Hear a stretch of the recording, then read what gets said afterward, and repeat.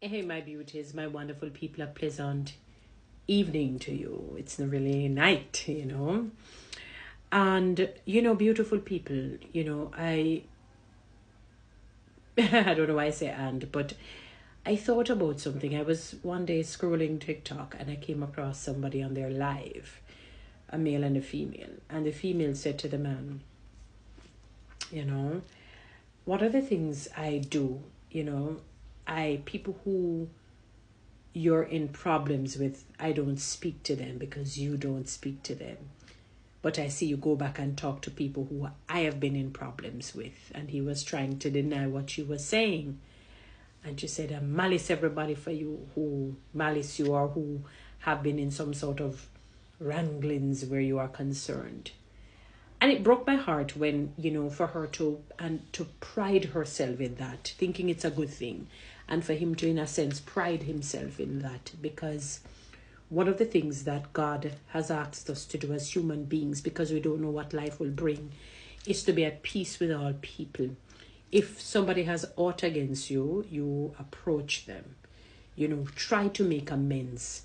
If they're unwilling, then you know that you can dust your foot and move off. Basically, if you've tried to make amends and they're unwilling to make amends with you or unwilling to befriend you, then you can dust your feet off and you move on. You understand what I'm saying? So we do understand and we do accept that. The reality is if you practice something like that, be mindful, be sure that that seed that you sow will one day become a tree and you're going to have to eat from that tree. In other words, you malice somebody for a friend, somebody is going to who plays a significant role in your life, who means much to you, will do the same to you one day. Because the world, although it is big, it is small, and we're interconnected. And the very seed that you sow, it will come back to you. Listen to me, beautiful people, it is not a good thing. I see people over the years, they recruit people, they get people, fly man, to stop talking to people because they don't like the person or they're not talking to the person. So they want the person to feel double ostracized, double blackballed, double gaslighted. They want them to feel the pain. See, I am not talking to you and I get these people to not speak to you. So you're going to feel alone. You're going to feel hurt. You may have to beg and crawl back to me and I may take you back if I feel to, or I may just not.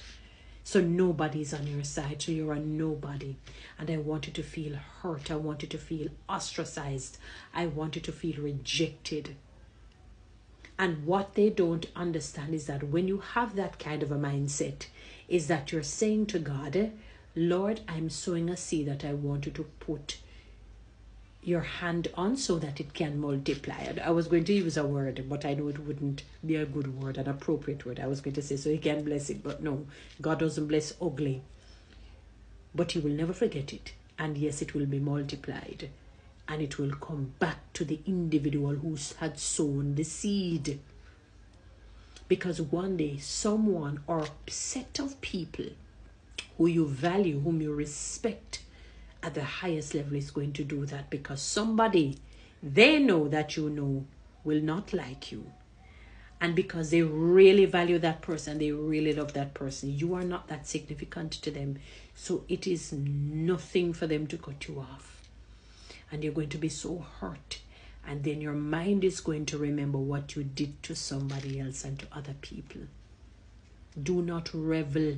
The flesh loves evil. That is why the spirit and the flesh are always at war. Oil and water are always at war because they can't dissolve. No matter how, I remember when I was younger, I used to say, no man, the teacher is wrong. The oil, and I shake the buckler, I put oil in the water, I shake the buckler, It looks as if it is, as you put the bottle down and the bottle settles, the oil just swims right on top. The oil just swims right on top. It doesn't even leave its mark in the water. The oil just comes right on top. No, I shake the back and I shake the back again. I say, no man, it must as, and I'm there for minutes doing it over and over again. And as I put the bottle down, the oil is right on top. Doesn't dissolve in the water. I said, oh my God. OMG. Do not be deceived. The scripture says God can never be mocked. And you may think it's God himself.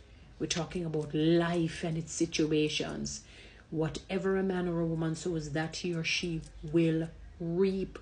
Do not make an enemy out of somebody who has never done you wrong. I don't know how people practice that. I don't do it. I remember years ago, I was so much younger. I was probably in my early teens, or mid-teens, mid-area. I could have been about 16 or 17, thereabout, maybe 15, 16. I can't remember exactly. Could be a 15, 16. And somebody came to me about someone. And I listened to what they said, joined in with them, and didn't speak to this person for a long time. And when that time passed, let us say a year or two had passed, the story that I was told was actually a lie. It wasn't even close to it. It was a complete 100%, 1,000, 1 million, infinity percent a lie. Not near go so. That thing needs to be debunked. This thing about if it not goes so, it near goes so. Needs to be debunked. It is not a true statement. It is not a factual statement. There are many things that it may look that way and it is not that way. The perception is false because it is not reality. But in the mind of the perpetrator, it is greater than reality. Sometimes they know reality, but because of the bitterness in their hearts, the resentment, the evil, they decide that I prefer to hold on to the lie because I already don't even like that person. So yes, it's a lie, but I feel good holding on to it. People, I've seen it. Anything that people do comes back to them. It comes back to them worse than what they had sown, and they cannot handle it because it comes at an inopportune time. How can you just get up and decide because somebody tells you something and you start to see them, or you start to watch them to say, look like what they're saying, is so true. How would you feel if somebody was doing that to you? You always say that to yourself. Suppose somebody was doing all of that to me, saying all of this, and people believing and looking at me that way and scrutinizing me or watching me to see if it's so and going on. You wouldn't like it. Even if you try to come and accept it, you wouldn't like it. That's why a lot of times when people come to me and say, I'm quick to say it's a lie. It's a lie. Even if I don't know, I say I'm quick these days to say it's a lie. Because I know I've been lied on, complete lies. And people have believed them, ostracized me, rejected me, gaslighted me. And it was so painful. Some of them, thus far, maybe those that I've not seen, and they have paid for it. They have paid dearly for it. And because of pride and arrogance and narcissism, they're not going to come back and say, Toni-Ann, I did you wrong. One person apologized to me. Decent girl. I didn't even remember that she and I had a falling out. I never remember, to be honest. I guess it wasn't that significant for me.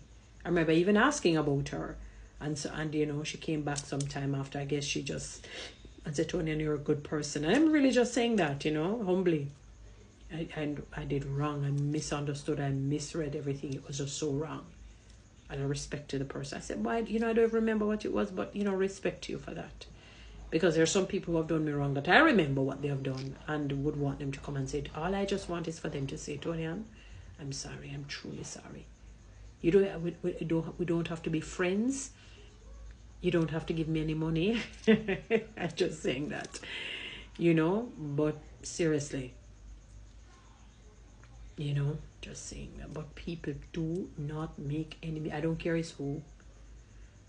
Don't do it, because oftentimes, if not all, the ones who are coming to complain, they're the ones who have made the problem themselves. They've created that monster, created that enemy. They have done that, and they try to get back at it, to soothe the guilt inside of them so that they don't feel so guilty when more people are on their sides. Don't join into the factions and the dissensions, the disunity. and the disharmony.